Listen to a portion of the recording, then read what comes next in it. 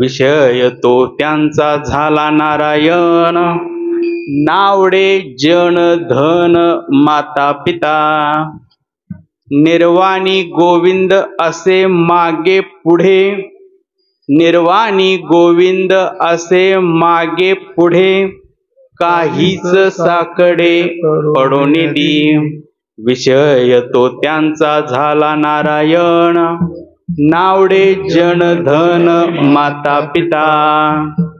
तुका म्हणे सत्य कर्मा व्हावे साह्य, तुका म्हणे सत्य कर्मा व्हावे साह्य, घातलिया भय नरका जाणे, विषय तो त्यांचा झाला नारायण, नावडे जन धन माता पिता. पांडुरंगा करू प्रथम नमन, पांडुरंगा करू प्रथम नमन, पांडुरंगा करू प्रथम नमन, पांडुरंगा करू दुसरे चरण संताजिया, दुसरे चरण संताजिया, दुसरे चरण संताजिया. पांडुरंगा करू प्रथम नमन, पांडुरंगा करू प्रथम नमन, पांडुरंगा करू प्रथम नमन, पांडुरंगा करू प्रथम नमन.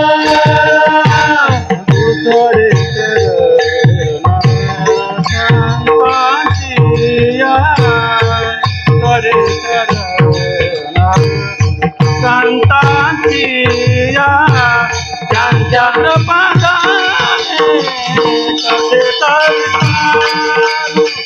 त्यांच्या कृपादाने कसे तारू, त्यांच्या कृपादाने कसे तारू.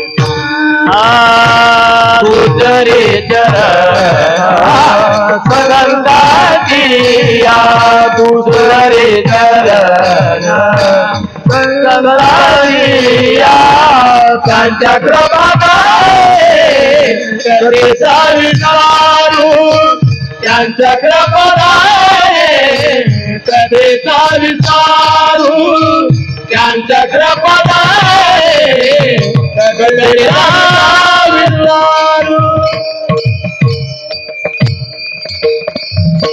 पांडुरंगा करू प्रथम नमन, दुसरे चरण संतांचिया त्यांच्या कृपादाने कथेचा विस्तार. बाबाजी सद्गुरु दास तुका, समचरण सरोजम सांद्रणीलांबुदाभम, जगननी हितपाणी मंडनम मंडनानम. तरुण तुळशीमाला कंधरम कंझ नेत्रम, सदै धवलहासं विठ्ठलं चिन्तयामि.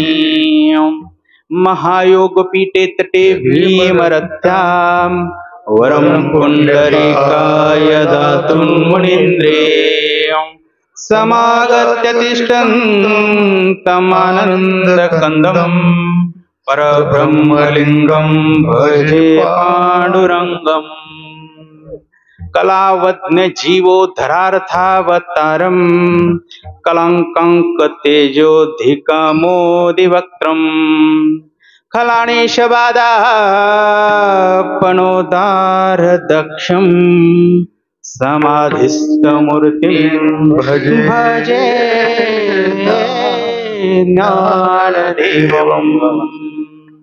नमो सद्गुरु तुकया ज्ञान दीपा, नमो सद्गुरु सच्चिदानंद रूपा, नमो सद्गुरु भक्त कल्याण मूर्ती, नमो सद्गुरु भास्करा पूर्ण कीर्ती. जयांचे केल्या स्मरण, होय सकल विद्यांचे अधिकरण, तेची वंदू श्रीचरण श्री गुरूंचे. ते नमस्कारुनी आता मस्तक हे पायावरी, मस्तक हे पायावरी, मस्तक हे पायावरी, मस्तक हे पायावरी. या वारकरी संतांच्या, या वारकरी संतांच्या, या वारकरी संतांच्या, या वारकरी संतांच्या, या वारकरी संतांच्या, या वारकरी संतांच्या. मस्तक हे पायावरी या वारकरी संतांच्या, वारकरी संतांच्या, वारकरी संतांच्या. मस्तक हे पायावरी या वारकरी संतांच्या, वारकरी संतांच्या, वारकरी संतांच्या.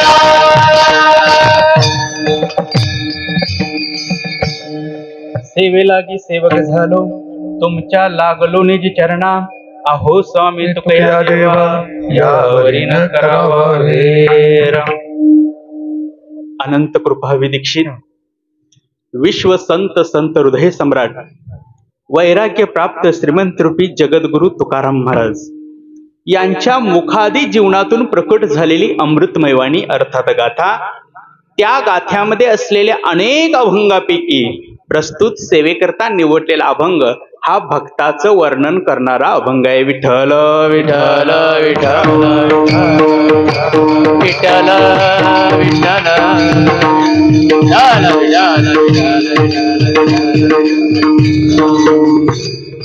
सज्जन भाविक सेवेकरता निवडलेला अभंग जगद्गुरु संतश्रेष्ठ तुकोबाराय यांचा अभंग आहे.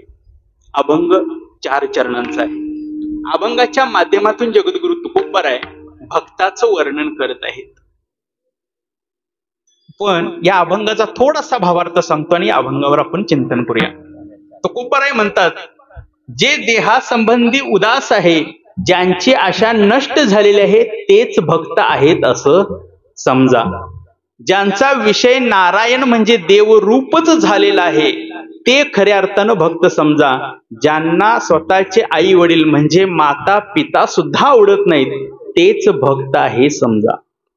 अशा या भक्तांच्या निर्वाणीच्या वेळी जर त्याचा कोण सांभाळ करत असेल तर खुद्द देव सुद्धा त्याच्या मागं पुढं उभा राहून त्याला कुठल्याही प्रकारचं त्या भक्ताला संकट येऊ देत नाही. आणि हे सगळं सांगत असताना तुकोबाराय शेवटच्या चरणामध्ये म्हणतात, सत्कर्म असेल ते सर्वांनी सहाय्य करावे. त्यामध्ये जर बाधा आणली किंवा विघ्न निर्माण केलं तर त्याला मात्र नरकवास नक्की मिळेल असं समजा. असा या अभंगाचा साधा सोपा सरळ भावार्थ आहे. विठ्ठल विठ्ठल विठ्ठल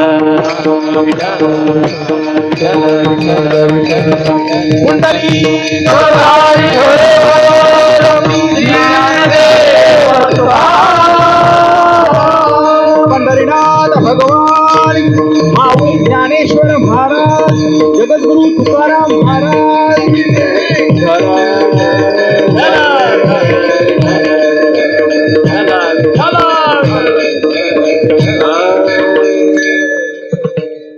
सज्जन भाविक हो, सेवेकरता निवडलेला अभंग जगद्गुरु संतश्रेष्ठ तुकोबाराय यांचा अभंग आहे.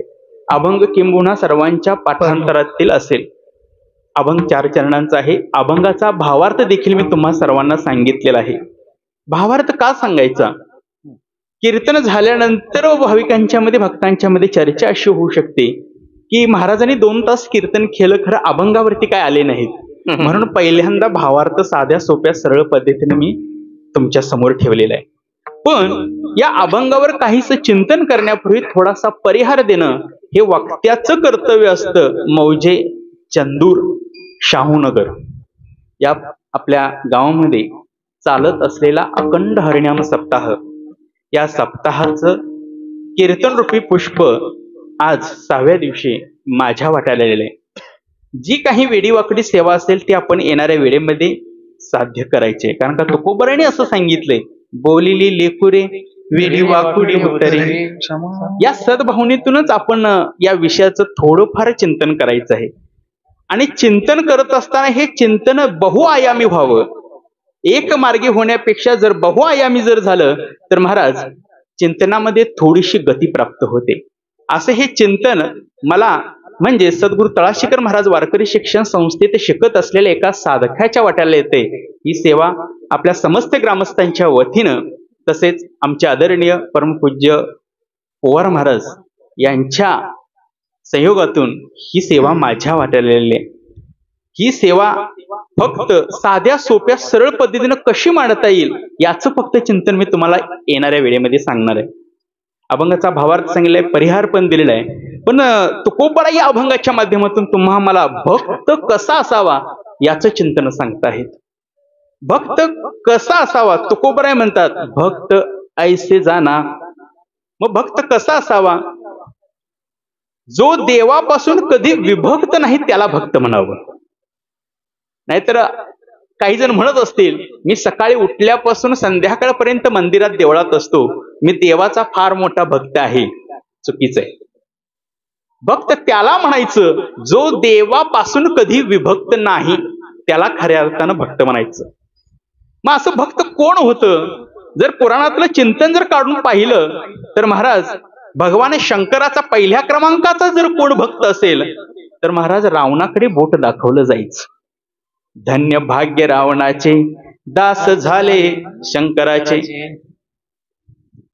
महाराज रावण हा एवढा मोठा भक्त होता भगवान शंकराचा, एकदा जर पूजेला बसला तर जवळपास त्याच्याकडे 14 माणसं कामाला होती त्याच्या पूजेची फक्त तयारी करून देण्याकरिता. मग कोणी तांब्या घासून आणून द्यायचा, कोणी फुलं तोडून आणून द्यायची, कोणी भस्म उगळायचं, हे अशी बरीच कामं करण्याकरिता त्याच्याकडे 14 माणसं कामाला होती. आणि महाराज रावण जर एकदा पूजेला बसला तर बऱ्यापैकी 5 ते 6 तास भगवान शंकराची पूजा करायचा. किती? 5 ते 6 तास बोलत चला. माझ्या कीर्तनामध्ये बोललं तरी चालतं, काय अडचण नाही. आणि माझं एक वैशिष्ट्य असं आहे, जरी चुकलं तरी मी फुल मार्क्स देतोय. मग बरोबर असलं तर किती मार्क्स देईन ते तुमचं तुम्ही ओळखायचं. चुकलं तरी चालतंय. रावणा जर पूजेला बसला तर महाराज 5 ते 6 तास पूजा करायचा. आज आपण किती वेळ पूजा करतो फक्त अंतरंगामध्ये विचारून पाहायचं. किमान 5 ते 6 मिनिटात आपली पूजा होते. पहिल्या मिनिटाला आमचे देव पाण्यात असतात, तोपर्यंत घरात हाक येते, अहो चहा झालाय तेवढा घ्या या. पूजा करण्याला पण माहिती असतं आता बोललोय तोपर्यंत चहाला गेलं तर बरं, नंतर चहा मिळतो का नाही याची गॅरंटी नसते. पहिल्या मिनिटाला आमचं देव पाण्यात, चहा पिऊन आलं की पाण्यातनं बाहेर. पण महाराज रावण पूजेला बसला तर 5 ते 6 तास पूजेला बसायचा. एवढा मोठा भगवान शंकराचा तो भक्त होता. आणि त्याचा एक नियम असा होता, दररोज 1000 कमळाची फुलं देवाला व्हायचं असा त्याचा नियम होता. किती? 1000 कमळ देवाला व्हायचं असा त्याचा नियम होता. एक दिवस घटना अशी घडली, 999 कमळ वाहून झाली, एक कमळ कमी पडलं. रावणाला फार मोठा प्रश्न पडला, उठावं तर भक्तीत अंतर पडतं आणि न उठावं तर कमळ कमी पडतं. महाराज रावण उठलाही नाही आणि भक्तीही अपूर्ण ठेवली नाही, स्वतःच मुंडकं तोडून शिर कमळ म्हणून वाहलं. एवढी मोठी भक्ती रावणाची आहे. आणि हीच भक्ती कुणाला आवडते?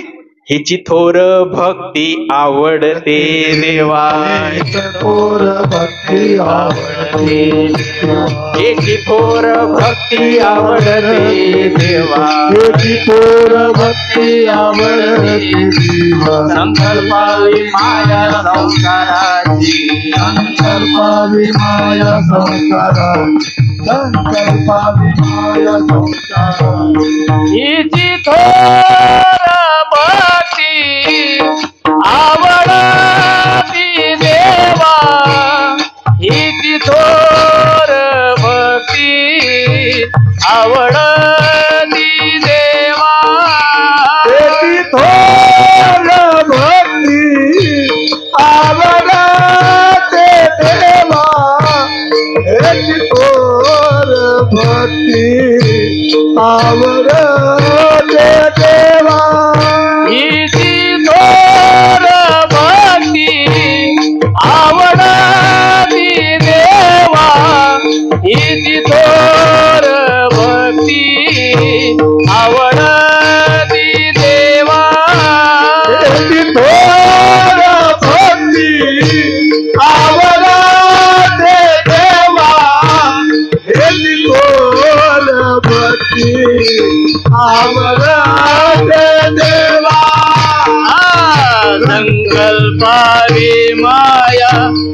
संसाराची संकल्पावी माया संसाराची खेळले आनंदे दैत्याची राहावे ठेविले आनंदे दैत्याची राहावे ठेविले आनंदे दैत्याची राहावे ठेविले आनंदे दैत्याची राहावे संकल्पावी माया संसाराची संकल्पावी माया संसाराची ठेविले आनंदे दैत्याची राहावे ठेविले आनंदे दैत्याची राहावे ठेविले आनंदे दैत्याची राहावे ठेविले आनंदे दैत्याची राहावे. येची थोर भक्ती आवडते देवा संकल्पावे माया संसाराची. संसारावलं थोडं प्रेम कमी करायचं आणि ते देवाकडे वळवायचं, हीच थोर भक्ती देवाला आवडते. आमचं झालंय असं, आमचं प्रेम फक्त संसारावरती जास्त आहे. रावणानं एक फूल कमी पडलं म्हणून स्वतःच मुंडकं तोडून देवाला वाहिलं. आपण साधं देवपूजा चालू असताना जर अंगणामध्ये फुल तोडायला गेलो आणि कदाचित त्या फुलाच्या झाडाचा काटा जरी लागला तरी आमची फुलं तिथंच असतात. मग देवार आमचा सजतो कशानं? शेजारच्या परड्यातली फुलं आणायची आणि देवाऱ्याचं घरचं देव सजवायचं. आमच्याकडे तर महाराज पद्धत अशी आहे, स्वतःच्या घरात तरी फुलं अजिबात नसतात. मॉर्निंग वॉकला काही जण येतात आणि लोकांच्या परड्यातली फुलं तोडून आणायची आणि घरचा देवारा सजवायचं. ही आमच्याकडे पद्धत आहे. तुमच्याकडे काय आहे मला अजिबात माहिती नाही. म्हणून देवाला जर काय आवडत असेल, कोणता भक्त आवडत असेल तर देवाला त्याचीच भक्ती करणारा भक्त हा आवडतो. असं भागवतामध्ये 3 प्रकारचे भक्त सांगितलेले आहेत. 1 उत्तम, 2 मध्यम आणि 3 अधम. पण भगवद्गीतेचा जर महाराज विचार केला तर भक्ताचे 4 प्रकार आहेत. चतुर्विधा भजन्ते माम जनाः सुकृतिनोर्जुन आर्तो जिज्ञासुर अर्थार्थी ज्ञानी च भरतर्षभ. भगवद्गीतेच्या 7व्या अध्यायामध्ये 16वा श्लोक सांगितलेला आहे. 4 प्रकारचे भक्त अर्जुना माझी भक्ती करतात किंवा मला भजतात. त्यामध्ये पहिला आहे आर्थ, दुसरा आहे अर्थार्थी, तिसरा आहे जिज्ञासू आणि चौथा आहे ज्ञानी. हे 4 प्रकारचे भक्त माझी भक्ती करतात. याचं थोडंसं वर्णन सांगणार आहे, लगेच अभंगाकडे पुढे येणार आहे, जेणेकरून अभंग सोडवण्यास मला सोपं जाईल आणि त्याचं चिंतन सुद्धा साध्या सोप्या पद्धतीने तुम्हाला समजेल. पहिला भक्त आहे महाराज आर्त भक्त. आर्त भक्त कुणाला म्हणायचं? संकटामध्ये देवाचा धावा करणाऱ्या भक्ताला आर्त भक्त म्हणायचं. ही भक्ती जर कोणी केली असेल तर महाभारतामध्ये द्रौपदीने ही भक्ती केलेली आहे. संकट पडलं होतं बिचारीला, संकट पडलं म्हणून देवाचा धावा केला. वस्त्र होऊनच देवानं त्या द्रौपदी मातेचं रक्षण केलेलं आहे. तिला म्हणायचं आर्त पद्धतीने देवाला हाक मारणं. संकट महाराज कुणाला पडत नाही, त्या द्रौपदीलाच पडलं असं नाही, प्रत्येक जीवाला महाराज संकट पडतं. ते जंगलातलं हरिण सकाळी उठल्या उठल्याबरोबर त्याच्या पुढ्यात एक संकट असतं. ते विचार असं करतं, मला सिंहापेक्षा जास्त वेगानं धावावं लागेल, नाहीतर ते सिंह मला मारून खाईल.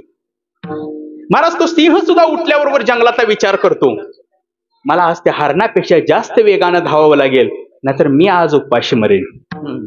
आपण सिंह असू किंवा हरिण, जीवन जगण्यासाठी संघर्ष हा केलाच पाहिजे. संघर्षाशिवाय महाराज जीवन नाही. या जीवनात मात्र विचार माणसानं सतत करायचा. हरी क्षणाक्षणी हाची करावा विचार, क्षणाक्षणी हाती करावा विचार, क्षणाक्षणी हाती करावा विचार, क्षणाक्षणी हाती करावा विचार. करावया पार भव सिंधू, पार भव सिंधू, करावया पार भव सिंधू. क्षणोक्षणी हाती करावा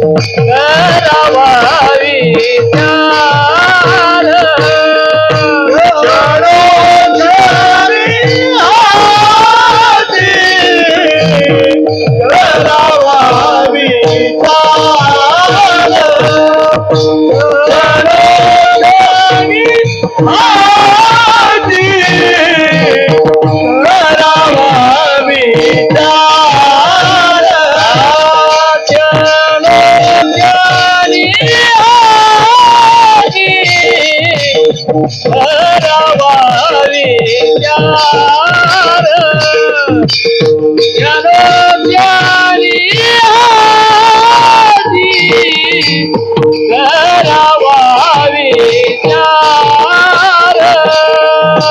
क्षणोक्षणी आधी करावा विचार क्षणोक्षणी आधी करावा विचार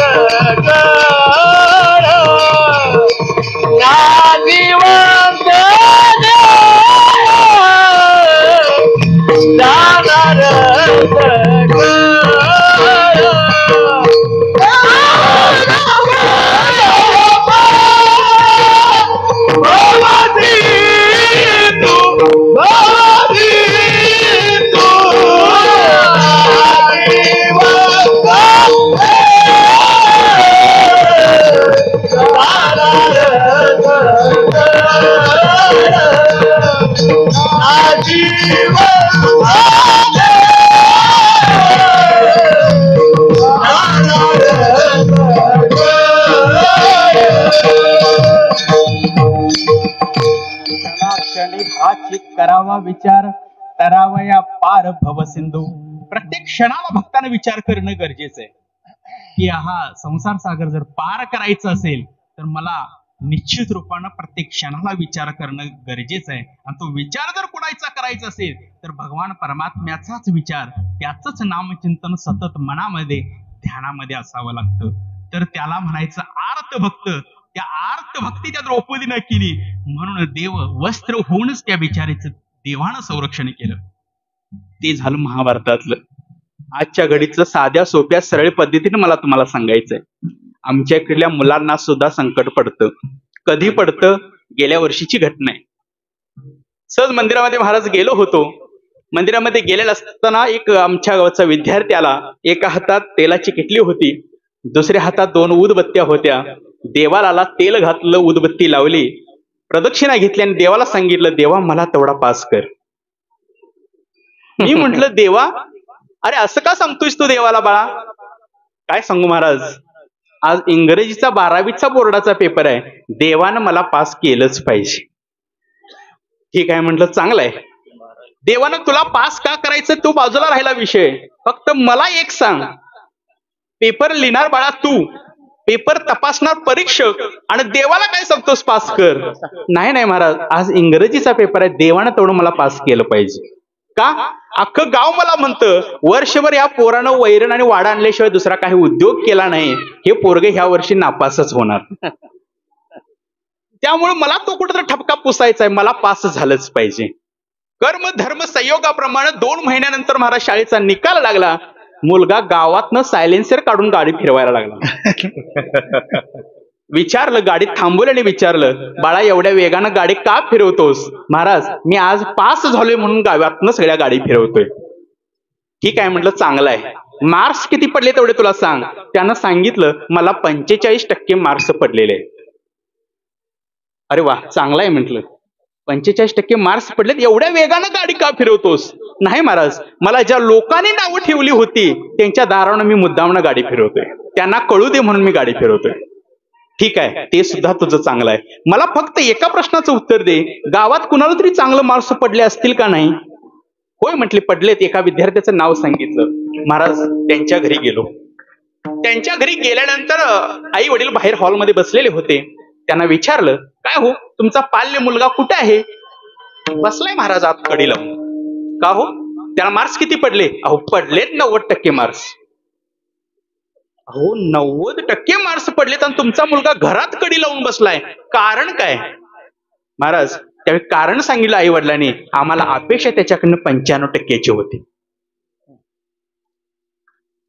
म्हणजे ज्या मुलांना 45% मार्क्स पडलेले ती गावातनं गाडी फिरवतात आमच्या इकडं आणि 90% मार्क्स मिळवून सुद्धा घरात मुलं हिरमुसल्या तोंडानं बसतात. शेवटी आई वडिलांची अपेक्षा होती 95% मार्क्स तुला मिळायला पाहिजे होते. मला जे ध्येय गाठायचं होतं त्या ध्येय गाठण्याकरिता 5% मार्क्स फक्त कमी पडलेत म्हणून मुलं घरात हिरमुसल्या तोंडानं बसतात. अजिबात उत्साह साजरा करत नाहीत. शास्त्रामध्ये त्याला फार मोठं वर्णन आलंय. उत्तम अधिकारी त्याला म्हणतात. कुणाला म्हणायचं उत्तम अधिकारी?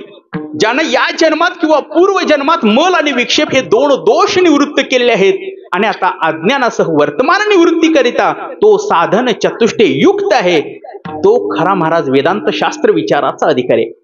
आणि या अधिकाऱ्याला भगवान परमात्म्याने कृपा केली आणि पूर्ण ज्ञान झालं. पूर्ण ज्ञान हे अभ्यासानं होत नाही. पूर्ण ज्ञान हे साधनेनं पण होत नाही. पूर्ण ज्ञान हे भगवान परमात्म्याची कृपा जर अंतःकरणावरती असेल तर महाराज निश्चित रूपानं ज्ञान प्राप्त होतं. का तर या जगामध्ये जर पवित्र काय असेल तर ते फक्त आहे ज्ञान आणि ज्ञान आणि ज्ञानच. हे मी नाही सांगत. भगवद्गीतेच्या 4थ्या अध्यायामध्ये 38वा श्लोक सांगितलेला आहे. नाही ज्ञानेन सदृशम पवित्रमिह विद्यते तत्स्वयं योग संसिद्ध कालेनात्मनि विंदन्ति. अर्जुना, ह्या जगामध्ये जर पवित्र काय असेल तर ते आहे ज्ञान. पहिल्यांदा ते ज्ञान आकलन कर. मग त्या मुलाने ते ज्ञान आकलन केलं आणि 90% मार्क्स त्या मुलाने मिळवले. का? साधना होती त्यांची, देवावर श्रद्धा होती. पण तुकोबारांनी सांगितल्याप्रमाणे श्रद्धा होती. असाध्य ते साध्य गरिती सायास कारण अभ्यास तुका म्हणे. त्या विद्यार्थ्यांना कधीतरी विचारा जाऊन 90% मार्क्स पडलेल्या विद्यार्थ्यांना, बाळा दिवसातून किती वेळा देवळाकडे जात होतास आणि मग तुला 90% मार्क्स पडलेत? तो विद्यार्थी काय सांगेल? महाराज वर्षभर मी मंदिराकडे कधीही फिरकलो नाही. का? अभ्यास करणं हे माझं परम प्रयोजन होतं. त्याच्याकरिता मी मंदिराकडे गेलो नाही. तुकोबारांनी सांगितले त्या पद्धतीने त्याने या विद्यार्थ्यांना अभ्यास केला म्हणून 90% मार्क्स त्या मुलाला मिळाले.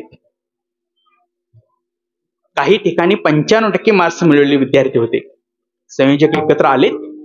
एकत्र आल्यानंतर त्या संयोजकांनी विचार असा केला की बाळा, ह्या भागामध्ये या केंद्रामध्ये पहिल्या क्रमांकाने तू पास झालेला आहेस आणि पहिल्या क्रमांकाने पास झाल्यामुळे आम्हाला असं वाटतं की तुझा सत्कार करावा. एक दिवस आई वडिलांना घे आणि सत्कार समारंभाला तो हजर राहा. विद्यार्थ्यांना आई वडिलांना घेतलं, सत्काराला गेला. सत्काराला गेल्यानंतर त्यांनी सत्कार वगैरे सगळं काही स्वीकारलं आणि संयोजकांनी सांगितलं, बाळ 1-2 मिनिटं तू तुझं मनोगत व्यक्त कर. मुलगा स्टेजवरती आला, बोलायला उभा राहिला. समोर महाराज आई वडील बसलेले होते. आई वडिलांना उद्देशून त्यानं सगळं काही सांगितलं. बसलेल्या जमावाला सगळ्यांना सांगितलं वर्षभर कसा कसा अभ्यास केला, काय साधना केली अभ्यास करत असताना. साधना असल्याशिवाय महाराज कुठल्याही पद्धतीचं यश मिळत नाही.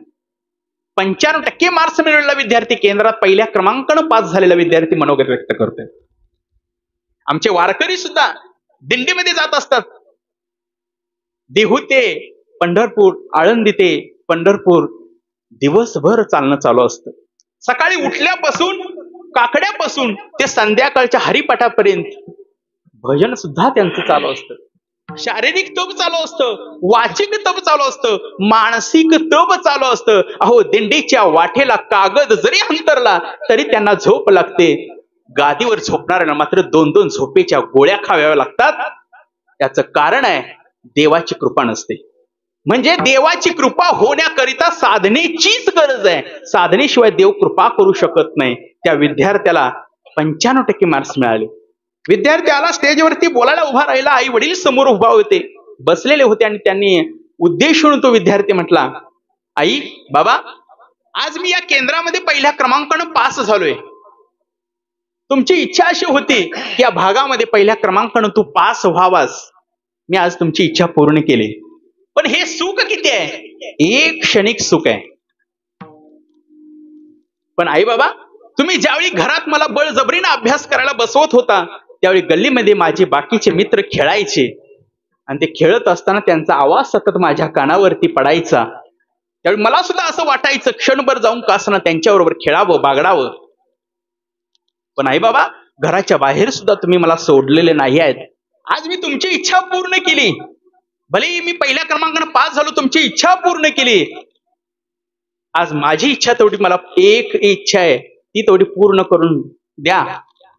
मुलग्यानं हट्ट धरला होता आणि सांगितलं आई वडिलांना, माझं खेळण्याचं वय तेवढं मला परत आणून द्या. कुणाच्या आई वडील आणून देतील सांगा? म्हणून खेळायचं जरी असेल तर मुलांनी योग्य त्या वयात खेळलंच पाहिजे, अभ्यास सुद्धा केलाच पाहिजे, अर्थ पद्धतीने देवाची भक्ती सुद्धा केली पाहिजे. आज कुणाची मुलं बाळ कुठल्या खेळात पुढे नाहीत सांगा?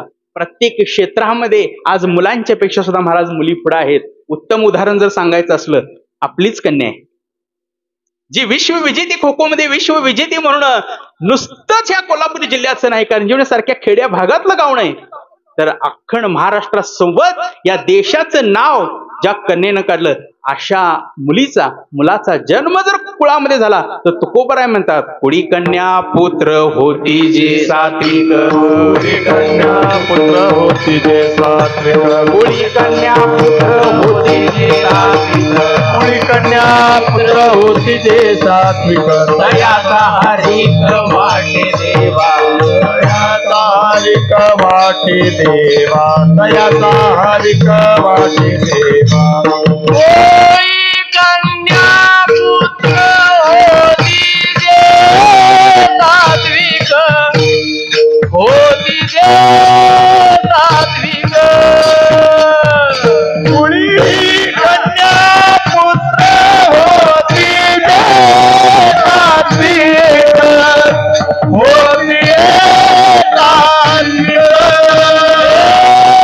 कोई कन्या पुत्र होती जे सात्विक, होती जे सात्विक. कुडी कन्या पुत्र होती जे सात्विक, होती सात्विक.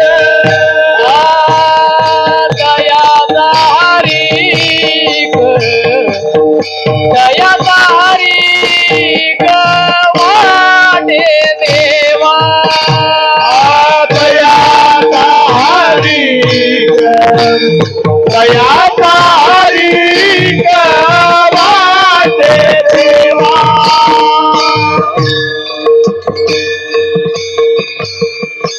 कुडी कन्या पुत्र होती जे सात्विक, तयाचा हरिक वाटे देवा.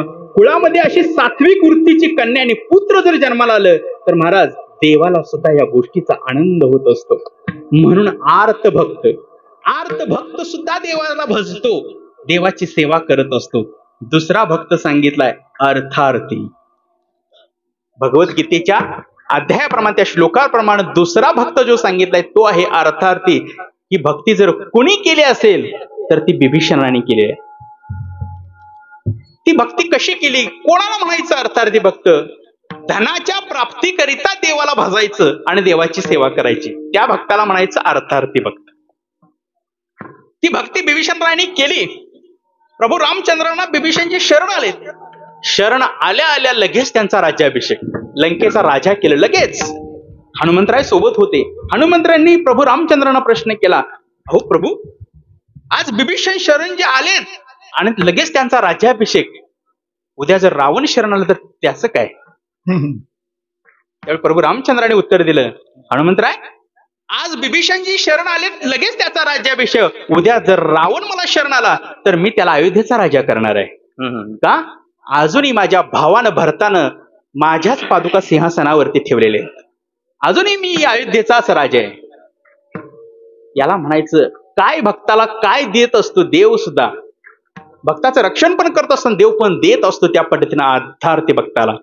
पण महाराज, आमच्याकडे जास्त भक्त जर कोण असेल तर अर्थार्थीच भक्त आहे. तुम्ही म्हणाला असं का सांगालाय? उदाहरण देतो म्हणजे लगेच कळेल. कोणतीही गोष्ट उदाहरणाशिवाय साध्य होत नाही, दृष्टांत असावाच लागतो.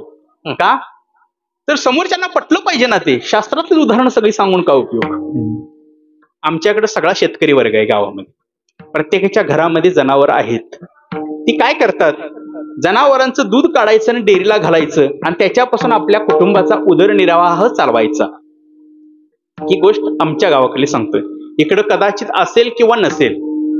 तसं हा जो भाग आहे आपला, तो व्यावसायिक दृष्ट्या फार महत्व आहे या भागाला.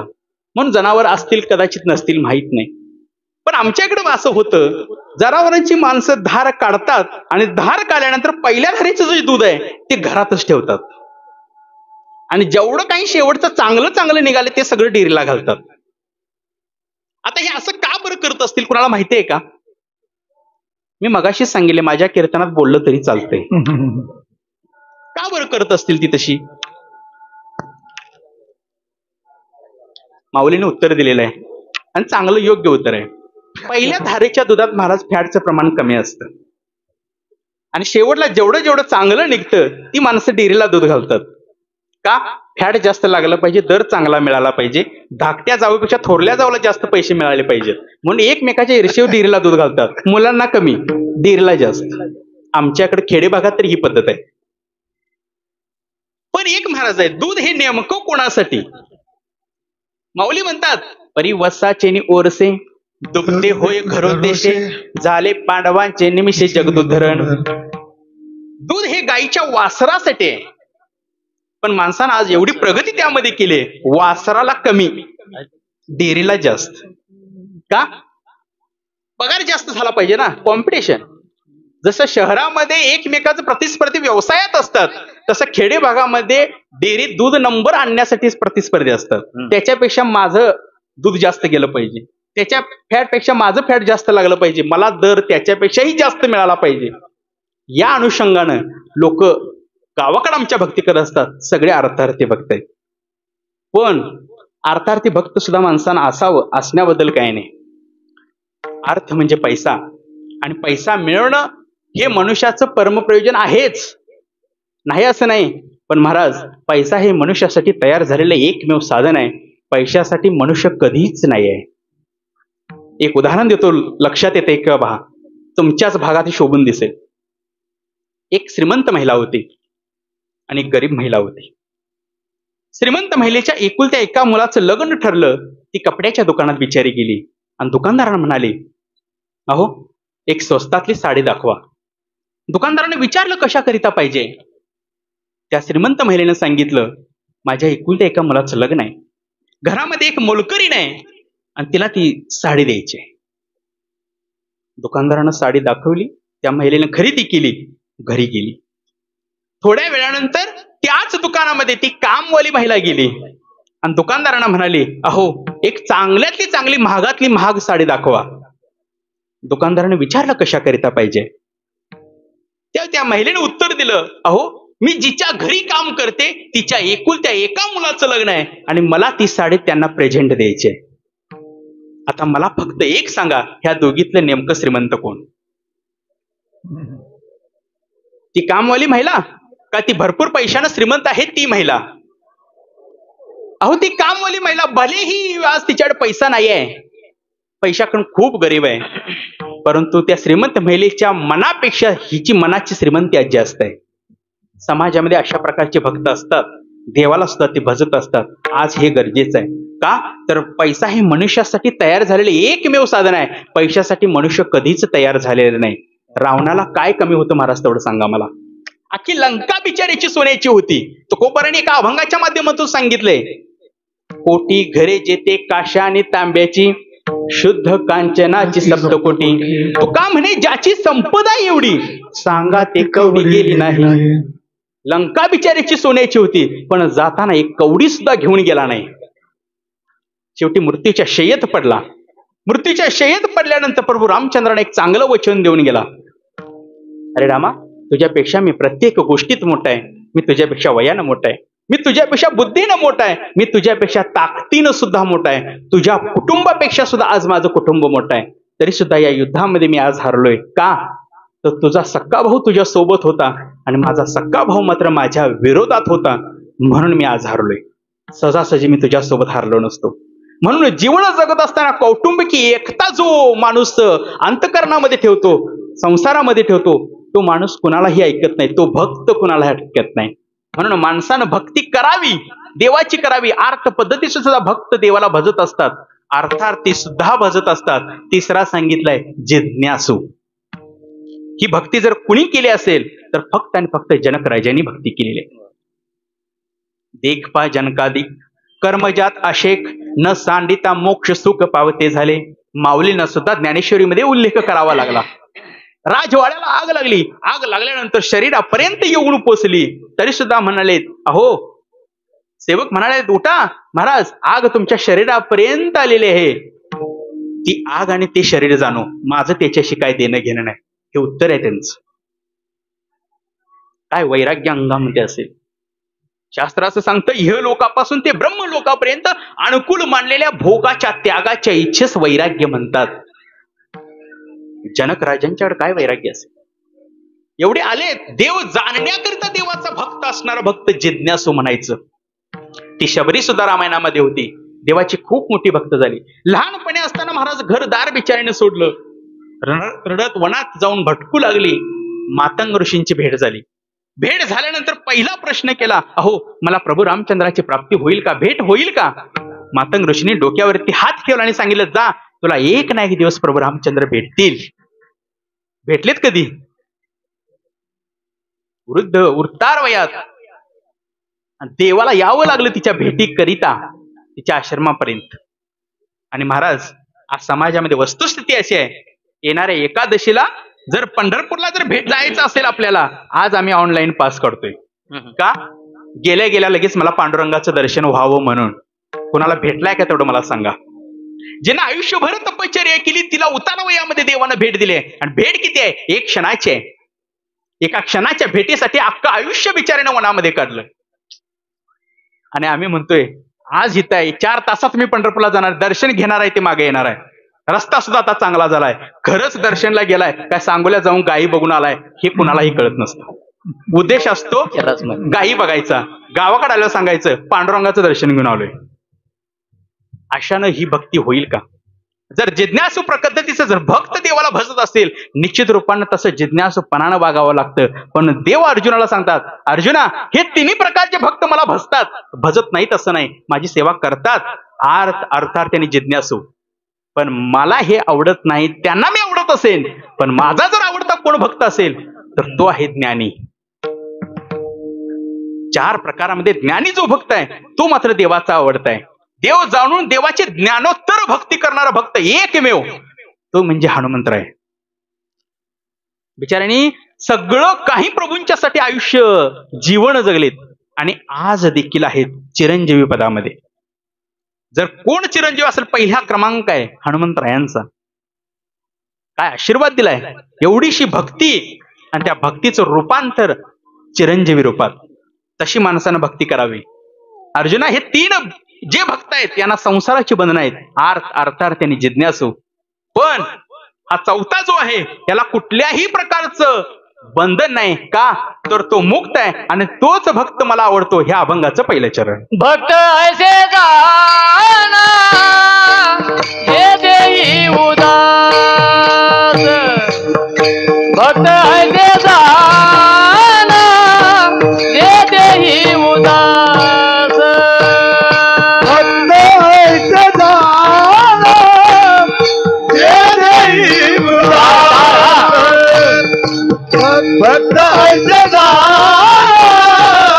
हे देई उदास, भक्त ऐसे जाना हे देई उदास, भक्त ऐसे जाना हे देई उदास, भक्त ऐसे जाना हे देई उदास, भक्त ऐसे जाना हे देई उदास. गेले आशा पास निवारून निवारून निवारून, गेले आशा पास निवारून निवारून निवारून, म्हणा गेले आशा पाश निवारून निवारून निवारून, गेले आशा पाश निवारून निवारून निवारून, गेले आशा पास निवारून निवारून निवारून, गेले आशा पास निवारून निवारून निवारून, गेले आच्यापासून निवारून निवारून निवारून गेले आच्यापासून निवारून निवारून निवारून विजय तो त्याचा झाला नारायण विजय तो त्याचा झाला नारायण विजय तो त्याचा झाला नारायण विषय तो त्याचा झाला नारायण विजय तो त्याचा झाला नारायण विषय तो त्याचा झाला नारायण ऐसे जाना जे देही उदास देहावर जे उदास असतात तेच खऱ्या अर्थानं भक्त असं समजा. मग या देहाला अवस्था किती. दुसरा अध्याय आहे भगवद्गीतेतला, त्यामध्ये 13वा श्लोक आहे. देही नस्मिन यथा देहे कौमारो यवनम जरहा तथा देहांतरम प्राप्तीर धीरस्तत्र न मुह्यते. या देहाला महाराज 3 अवस्था आहेत. एक आहे बाळपण, दुसरा आहे तरुणपण आणि तिसरा आहे म्हातारपण. या 3 अवस्थेमधून प्रत्येकाचा देह हा जात असतो. एक अधिकारी ब्राह्मण होते आणि तरुण वयामध्ये यमांची आणि त्यांची भेट झाली. अधिकारी ब्राह्मण असल्यामुळे यमजींना प्रश्न केला, माझा मृत्यू फक्त कधी हे तेवढं मला सांगा. यमजी म्हणाले, मी सहजासहजी तसं कोणाला सांगत नाही. तुम्ही जरा अधिकारी दिसता म्हणून मी तुम्हाला फक्त सांगतो. तुमचा मृत्यू व्हायच्या अगोदर मी तुम्हाला 3 पत्र पाठवणार. 3 पत्र आली की समजायचं आता माझा मृत्यू आलेला आहे, माझ्यासोबत गप यायचं. बघता बघता आयुष्याचा कालखंड लोटला. 70 वर्ष झाली. एक दिवस यमजी दारात आले आणि म्हणाले, चला आता माझ्यासोबत. अधिकारी ब्राह्मण होते. जाणलं अंतकरणाने ओळखलं की मी तरुण वयात असताना 20 वर्षाचा असताना यांच्याने माझी भेट झाली होती आणि मी यांना प्रश्न केला होता, माझं मरण कधी आहे सांगा. त्यांनी सांगितलं होतं 3 पत्र पाठवणार आहे. ब्राह्मणजींनी यमजींना सांगितलं, मला तुमचं एकही पत्र आजपर्यंत आलेलं नाही, मी का आता तुमच्यासोबत येत नाही. यमजी म्हणाले, मी पत्र पाठवायचं काम केलेलं आहे, फक्त वाचता तुम्हाला आलं नाही, हा दोष तुमचा आहे. कुठली पत्र. यमानं सांगितलं, तुमच्या डोकीचे केस पिकणं हे तुमचं पहिलं पत्र होतं. तुमच्या डोळ्याची दृष्टी कमी येणं हे तुमचं दुसरं पत्र होतं आणि तुमच्या तोंडातलं दात पडणं हे तुमचं तिसरं पत्र होतं. आज महाराज माणसानं चांगलं चांगलं प्रयोग वापरून विज्ञानानं फार मोठी कल्पना त्यामध्ये आयोजित केलेली आहे. काय. डोकीच्या कानाचा एक केस जरी पांढरा झाला, आता पुढचं सांगू काय ओळखलंय तुम्ही तेवढं सांगा. लगेच 10-15 रुपये घ्यायचं, दुकानात जाऊन पुढे आणली की 5 मिनिटात सगळं केस काढेल. जरा जरी नजर डोळ्याची कमी आली, गेला बघा सांगलीला. ऑपरेशन फुकटाचं करून आणायचं, महिनाभर काळा गॉगल घालून घरात बसायचं. पै पाहुण्यांचं एवढं ढीगभर पुढे घरात खाऊन काही सपत नाही. तोंडातला दात एक जरी हलायला लागला, लगेच दातांच्या दवाखान्यात जायचं, सगळ्याच्या सगळं नवीन आहे तसं बसवून घ्यायचं. पण महाराज हे जास्त दिवस चालत नाही. तो विचार फक्त केला, डोकीचा एक केस कानाचा पांढरा झाला होता, एकच. दशरथ राजा सहज आरशासमोर उभा राहिलेले होते आणि आरशासमोर उभा राहिल्यानंतर दिसलं की बाबा कानाजवळचा एक केस आता पांढरा झालाय. नाही म्हटले, लगेच सभा बोलवावी लागेल आणि त्या सभेमध्ये जाहीर करावं लागेल. का तर माझ्या आता कार्यकर्तृत्वाची दिशा संपलेली आहे, माझ्या रामाला आता गादीवरती बसवावं. कधी वाटलं, डोकीच्या कानाजवळचा एक केस फक्त पांढरा झाल्यानंतर. लोकांनी विचारला, हो का नाही म्हटले, माझ्या डोकीच्या कानाजवळचा एक केस आता पांढरा झालाय, मला आता रामाला गादीवरती बसवलंच पाहिजे. योग्य त्या वयामध्ये आता गृहस्थाश्रम संपवला पाहिजे आणि आता वानप्रस्थ स्वीकारला पाहिजे. लोकांनी सांगितलं, ऐकून घेतलं, सगळं काही व्यवस्थित पार पडणार होतं. नीतीला तिकडे वेगळंच मान्य होतं. महाराज आज लोकांचे कान भरलेले आहेत. कीर्तनानं आणि प्रवचनानं नाही. कट्ट्यावरल्या गप्पा ऐकून भरलेले आहेत. त्यामुळे जे शुद्ध, जे सात्विक, जे त्यांना द्यायचं आहे मुलाबाळांना, ते योग्य त्या वयामध्ये करू शकत नाहीत. कट्ट्यावरल्या गप्पा जास्त लक्षात राहील का कीर्तन प्रवचन जास्त लक्षात राहील? काल सेवेला कोणता अभंग होता तेवढं सांगा मला. कुणालाच माहित नाही. यांना वैष्णव संगती चांगला आहे. आमच्या वारकरी संप्रदायाचं एक दुर्दैव असं आहे, काल काय सांगितलं ते आज लक्षात राहत नाही. पण तो कट्ट्यावरला गप्पा कितीही वर्षापूर्वीच्या असू देत, लगेच आहे तशा लक्षात राहतात. आज समाजामध्ये परिस्थिती अशी झाली, आमच्या रामाच्या डोक्याची केस सगळी पांढरी झाल्यात, आमचा दशरथ राजा खिशातली चावी द्यायला तयार नाही. बरं, जाणार कुणाला काय शेवटला? त्याच्याकडे जाणार. मग योग्य त्या वयामध्ये दिलं तर अडचण काय आहे? योग्य त्या वयामध्ये गृहस्थाश्रम संपवावं आणि वानप्रस्थ स्वीकारावं, अडचण काय आहे? नाही, माझा त्याच्या विश्वास नाही. मी आयुष्यभर सगळं कमवलंय, कधी एकदा तो घालवेल सांगता येत नाही. मी त्याला योग्य त्या वयामध्ये देऊ शकत नाही. पण नीतीला मात्र महाराज वेगळंच मान्य होतं. तिथे एक मंत्रा नावाची एक दासी होती कैकेयीची, आणि सांगत गेली, अगं तुला 2 वर दिलेले आहेत पूर्वी, मागायची योग्य वेळ आली आहे. काय मागू म्हटली? अगं माग, तुझ्या भरताला गादीवरती बसवायचं, असं माग जा. अगं भरत बसला का आणि राम बसला का? राम ही माझाच आहे. माझं प्रेम भरतापेक्षा जास्त रामावर आहे.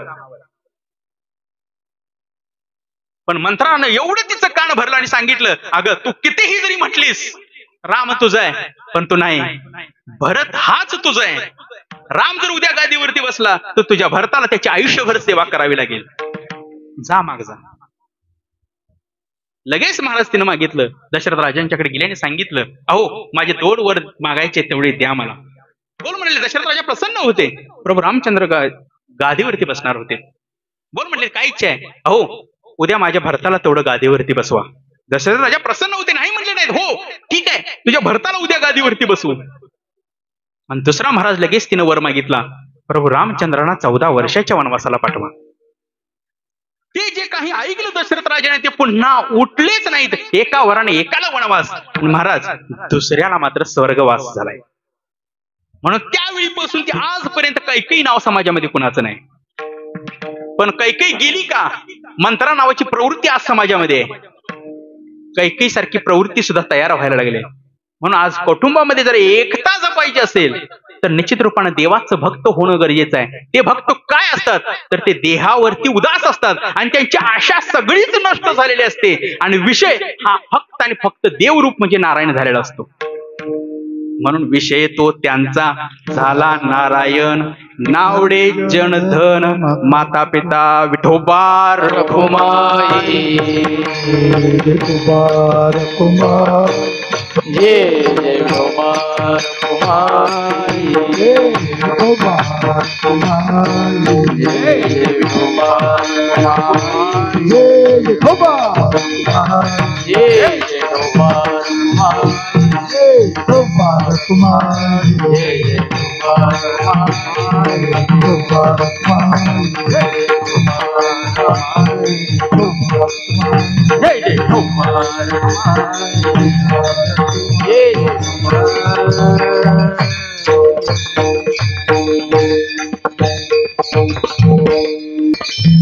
भक्त ऐसे जाना जे देही उदास, गेले आशा पाश निवारुणी.